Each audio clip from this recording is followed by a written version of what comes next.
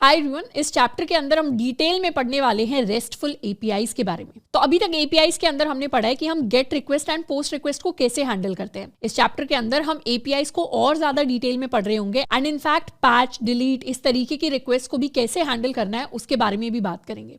अब इन सारी चीजों को हम डिस्कस करेंगे थ्रू रेस्टफुल एपीआईज। रेस्ट हमारा एक काफी इंपॉर्टेंट कॉन्सेप्ट होता है वेब डेवलपमेंट के अंदर एंड इसी इंपॉर्टेंट कॉन्सेप्ट को यूज करके हम अपनी एपीआईज को लिखते हैं। अब वैसे तो रेस्ट हो सकता है एज अ बिगिनर हमें थोड़ा सा कॉम्प्लिकेटेड टॉपिक लगे, बट इस पूरे चैप्टर में हम रेस्टफुल एपीआईज को ही डिस्कस करेंगे। तो हो सकता है कि शुरुआत में हमें काफी ज्यादा क्लियर अंडरस्टैंडिंग ना मिले कि रेस्टफुल एपीआईज काम कैसे करती हैं या एग्जैक्टली रेस्टफुल या रेस्ट का मतलब क्या होता है, बट चैप्टर के एंड तक हम इतना डिटेल में चीजों को डिस्कस कर लेंगे कि उसका मतलब काफी ज्यादा क्लियर हो जाएगा। पर अगर एज अ बिगिनर आपको इस टॉपिक को समझने में थोड़ा सा एक्स्ट्रा टाइम भी लगता है तो उसमें कोई परेशानी की बात नहीं है, हम वो टाइम डेफिनेटली डेडिकेट कर सकते हैं। अब हम एक एग्जांपल देख लेते हैं कि इस चैप्टर के अंदर हम एक्चुअली बिल्ड क्या कर रहे होंगे। इस चैप्टर के अंदर हम इस तरीके का एक पेज बिल्ड कर रहे होंगे which is like a Quora type layout. Quora अब हमारा एक प्लेटफॉर्म होता है जिसके ऊपर कोई भी जाकर कुछ भी पोस्ट कर सकता है, लोगों की क्वेरी सॉल्व होती है, या फिर इसको हम ट्विटर जैसा कुछ इमेजिन कर सकते हैं, थ्रेड्स जैसा कुछ इमेजिन कर सकते हैं जहां पर काफी सारे लोगों के पोस्ट हैं। अब हम यहां पर इसे फंक्शनैलिटी वाइज देखना है। इस चीज को, इस फंक्शनैलिटी को हम बिल्ड करने वाले हैं इस पूरे के पूरे चैप्टर में यूजिंग रेस्टफुल एपीआईज। अब इसमें यूआई का हमने ज्यादा ध्यान नहीं रखा है, तो एक बार ये चीज बिल्ड हो जाती है इस चैप्टर के एंड तक तो आप चाहें तो अपने यूआई को और ज्यादा इंप्रूव कर सकते हैं। आप चाहें तो इन पोस्ट को आप कार्ड्स की शेप दे सकते हैं या इसको और बेटर लुकिंग बना सकते हैं। अब यहाँ पर हमने एक टाइटल दिया है और ये हमारा एक पेज है जहां पर हमारे पास बहुत सारे पोस्ट हैं। हर पोस्ट के अंदर एक यूजर नेम है हमारे पास, उस पोस्ट का हमारे पास कंटेंट है कि वहां पर लिखा क्या हुआ है, और इसी तरीके से हमारे पास मल्टीपल पोस्ट है with user name and content, user name and content, and इसके साथ साथ हमारे पास काफी सारे ऑप्शंस हैं।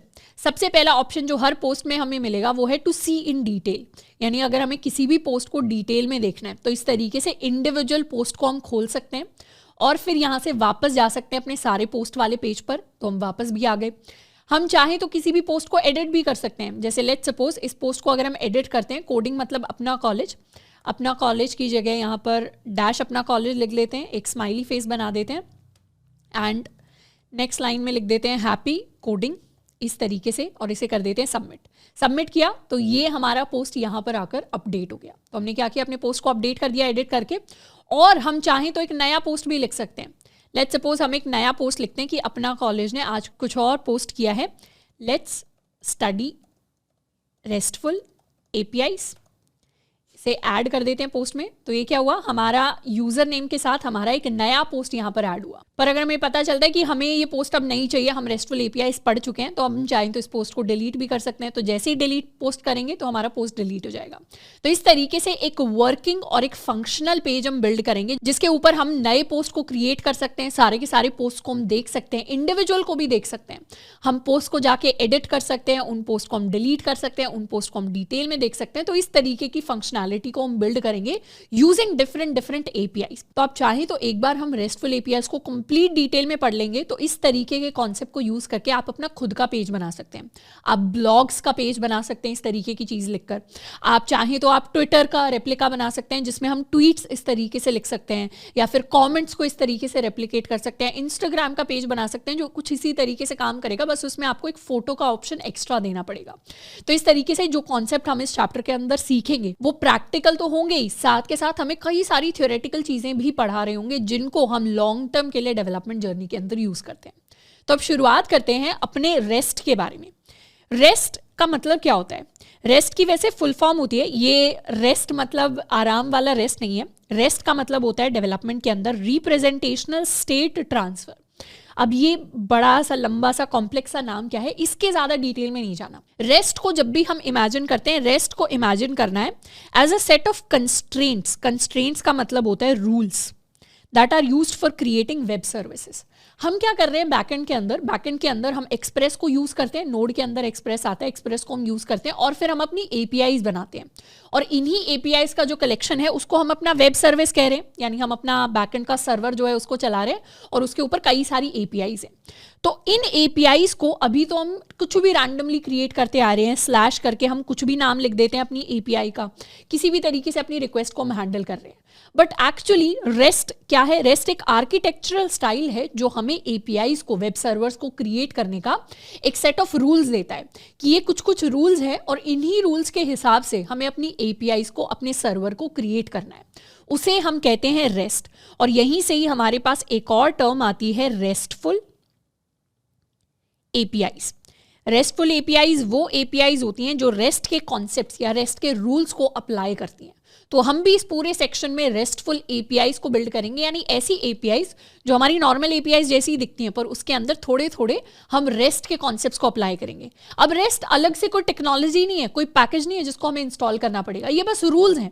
जैसे हमारे HTML के अंदर रूल्स होते हैं, जैसे हमारे CSS के अंदर रूल्स होते हैं, या जैसे जावास्क्रिप्ट के रूल होते हैं। अब जावास्क्रिप्ट के अंदर जनरली जो हमारी क्लास का नाम है, हमने सीखा है ऊप्स के अंदर कि वो कैपिटल लेटर से स्टार्ट होगा। अगर हम कोई स्टूडेंट नाम की क्लास बना रहे हैं तो उसको हम कैपिटल लेटर से स्टार्ट करेंगे। अगर हम कोई नॉर्मल फंक्शन बना रहे हैं जैसे गेट नेम, तो उसको हम कैसे स्टार्ट करेंगे? उसको हम स्मॉल लेटर से स्टार्ट करेंगे। अब ये क्या है? ये कन्वेंशन है, ये एक तरीका है जावास्क्रिप्ट को लिखने का। ऐसा नहीं है कि क्लास का नाम हमने स्मॉल लेटर से स्टार्ट कर दिया या फंक्शन का नाम हमने कैपिटल लेटर से स्टार्ट कर दिया तो कोई एरर आ जाएगा। कोई एरर नहीं आएगा, बट फिर भी एक कन्वेंशन होता है, एक तरीका होता है कोड को लिखने का। वैसा ही तरीका एपीआईज को लिखने का हमारे लिए रेस्ट डिफाइन करवाता है। अब जनरली जो हमारी रेस्टफुल एपीआईज होती हैं उनको हम CRUD ऑपरेशंस परफॉर्म करने के लिए यूज करेंगे। CRUD हमारी टर्म है जो बेसिकली डेटाबेसेस के कॉन्सेप्ट से आती है।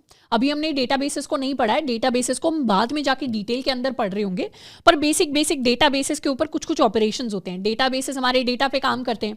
तो CRUD ऑपरेशन के अंदर C का मतलब होता है क्रिएट, यानी हम कुछ नई चीज ऐड कर रहे हैं अपने डेटाबेस के अंदर।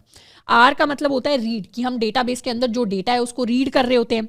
U का मतलब होता है जो भी डेटा है उसे हम अपडेट कर रहे हैं, और D का मतलब होता है जो भी डेटा है उसे हम डिलीट कर रहे हैं। अब जैसे डेटाबेस के ऊपर CRUD ऑपरेशंस होते हैं, इन्हीं ऑपरेशंस को हैंडल करने के लिए हमारी अलग अलग एपीआईज होती हैं। कुछ एपीआई एंड पॉइंट्स ऐसे होते हैं जो नया डेटा ऐड करने के काम आते हैं, कुछ होते हैं जो उस डेटा को व्यू करने के या रीड करने के काम आते हैं, कुछ होते हैं जो हमारे डेटा को अपडेट करने के काम आते हैं, और कुछ एपीआईज ऐसी होती हैं जो हमारे डेटा को डिलीट करने के काम आती हैं। और इन सारी एपीआईज को हम अलग अलग करके लिखते हैं। तो यही CRUD ऑपरेशन, ये 4 ऑपरेशन परफॉर्म करने के लिए हम अपनी रेस्टफुल एपीआईज को यूज कर रहे होंगे। अब अभी तो ये सारी की सारी टर्म्स थोड़ी सी भारी लग रही होंगी, पर एक बार हम इस चैप्टर को कंप्लीट कर लेंगे, एक बार हम चीजों को बिल्ड कर लेंगे तो फंक्शनली हमें क्लियर हो जाएगा कि हमें एक्चुअली बनाना क्या है। अब सबसे पहले तो हम कुछ रेस्टफुल एपीआईज के एग्जांपल्स देखते हैं। ये हमारी ट्विटर एपीआई का डॉक्यूमेंटेशन है कुछ इस तरीके से, और ये ऑफिशियल ट्विटर की एपीआई है। इसमें आप देखेंगे कि ट्विटर की एपीआईज दिखती कैसी हैं। ये जो सारी की सारी ट्विटर की एपीआईज है ये रेस्टफुल एपीआईज ही हैं, मतलब ये रेस्ट के रूल्स के हिसाब से बनी हुई है। यहाँ पर हम एग्जाम्पल ले सकते हैं अपने लेट्स सपोज यूजर वाली एपीआई का। तो ये जो ट्विटर की यूजर वाली एपीआई है, इसमें हम देखेंगे कि हम गेट रिक्वेस्ट /to/users को भेज रहे हैं। ये जो एपीआई है इसका काम होता है कि हमें यूजर्स की इंफॉर्मेशन दे देती है। उसके अलावा अगर हमें किसी स्पेसिफिक यूजर की इंफॉर्मेशन चाहिए तो हम इसी एंड पॉइंट को यूज करेंगे, /to/users ही रहेगा, पर जिस स्पेसिफिक यूजर की हमें इंफॉर्मेशन चाहिए उसकी हमें आईडी पास करनी पड़ेगी। तो उसी एपीआई एंड पॉइंट के साथ में हमने /id लिख दिया। तो इस तरीके से हम सेम चीज को एक्सटेंड कर रहे हैं। उसके अलावा यहां पर अगर हम ट्वीट्स का एग्जाम्पल लें तो सारे ट्वीट्स देखने के लिए हम /to/tweets लिख सकते हैं। अब ये /to का मतलब है कि हम एपीआई का वर्जन 2 यूज कर रहे हैं, तो उस पर ज्यादा ध्यान नहीं देना, पर बेसिकली एक कॉमन राउट है, एक कॉमन पाथ है जिसको हम यूज कर रहे हैं। और अगर हमें किसी स्पेसिफिक ट्वीट को देखना है तो उसके लिए यही सेम पाथ यूज करना है, बस उसमें आईडी ऐड कर देनी है ट्वीट। तो यहाँ पर इवन दो हमें ट्वीट्स को लुकअप करना है, पर हमारी एपीआई का नाम /lookup /view /see /select इस तरीके का कुछ नहीं है, उसमें सिंपली ट्वीट्स का ही नाम है। तो जिस चीज को हम क्रिएट करना चाहते हैं, जिस चीज को गेट करना चाहते हैं, जिस चीज को पोस्ट करना चाहते हैं, डिलीट करना चाहते हैं, उसी चीज का नाम हमारी एपीआईज के अंदर लिखा हुआ है। अगर हमें स्पेसेस देखनी है तो हम /spaces लिखेंगे, अगर हमें यूजर्स देखने हैं तो हम /users लिखेंगे। तो इस तरीके से जिस भी चीज के ऊपर हम काम कर रहे हैं हम वही चीज लिख रहे हैं। ये हमारे रेस्ट का ही एक रूल होता है। अब रेस्ट को यूज करने के लिए एक काफी बढ़िया डॉक्यूमेंटेशन है जिसको मैं आपको रेफर करूंगी। ये एक ब्लॉग पोस्ट है practices for rest API design, यहाँ बेस्ट प्रैक्टिसेस हैं रेस्ट को यूज करने की। एंड आई वुड रेकमेंड कि एक बार हमारा चैप्टर खत्म हो जाता है तो एक बार प्लीज जाकर इस लिंक पर जाना है हमें और इसको जाके हमें रीड करना है। इसके अंदर कई सारी चीजें हमें मिलेंगी which are related to rest. इसके अंदर एक हमारा बेस्ट प्रैक्टिस ये होती है कि use nouns instead of verbs in and point paths, यानी जो भी रेस्ट को यूज करके हम एपीआई का पाथ लिखते हैं। एपीआई का पाथ क्या होता है हमारे पास, जैसे स्लैश समथिंग अगर हम लिखते हैं तो ये क्या है, ये हमारे एपीआई का पाथ है। अब हमारे जो भी पाथ्स होते हैं, एंड पॉइंट पाथ्स होते हैं, उनके अंदर बेस्ट प्रैक्टिस ये है कि जब भी हम रेस्ट को यूज करें हम वर्ब्स ना यूज करें। वर्ब्स क्या होते हैं, हमारे एक्शन वर्ड्स, जैसे स्लैश सी पोस्ट्स, या जब भी हमें ट्वीट्स को देखना है या जब भी हमें यूजर्स की इंफॉर्मेशन देखनी है तो हम वहां पर ये नहीं लिखेंगे सी यूजर्स, हम क्या लिखेंगे, सिर्फ स्लैश यूजर्स लिखेंगे। या अगर हमें डिलीट करना है यूजर्स को तो ऐसा नहीं है, हम लिखेंगे स्लैश डिलीट यूजर्स, हम क्या लिखेंगे, स्लैश यूजर्स ही लिखेंगे, पर वहां पर हम डिलीट रिक्वेस्ट भेज रहे होंगे। HTTP रिक्वेस्ट जो जाएगी वो डिलीट के थ्रू जाएगी। तो इसीलिए जो भी हमारे पाथ्स होते हैं उसके अंदर हमें वर्ब्स को नहीं यूज करना, उसके अंदर हमें नाउन्स को यूज करना है, यानी जो हमारे रिसोर्सेज के नाम है जिसके ऊपर भी हम एक्शन लेना चाहते हैं। जैसे यहाँ एग्जाम्पल भी दिए हुए हैं, स्लैश आर्टिकल्स या स्लैश आर्टिकल स्लैश ID। इस तरीके से हमें अपने APIs के पाथ को बनाना है। अब वैसे तो इस पेज के काफी सारे कॉन्सेप्ट्स को हम अप्लाई करेंगे चैप्टर के अंदर, पर एक बार हम चैप्टर कंप्लीट भी कर लेते हैं तो it will be a really good reading practice कि हम इसको जाकर एक बार पढ़ लें।